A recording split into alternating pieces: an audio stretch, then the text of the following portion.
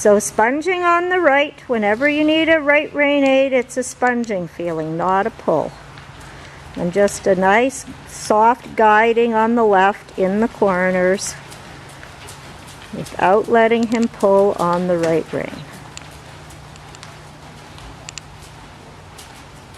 Yeah, keep your position, stretch up, heel's the lowest part. Okay, now in your transition back to walk, which you're going to do in a minute, you have to keep him supple to the right. Even though you're going left, keep him supple to the right. And walk. And then back to trot again. And if you can keep him supple to the right in these transitions, then he allows you to stay in control and doesn't pull on the right rein and take over. Stretch up.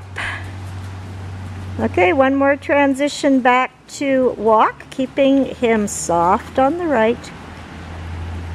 And follow right away with both hands, and then you can give him a break and let him have his head.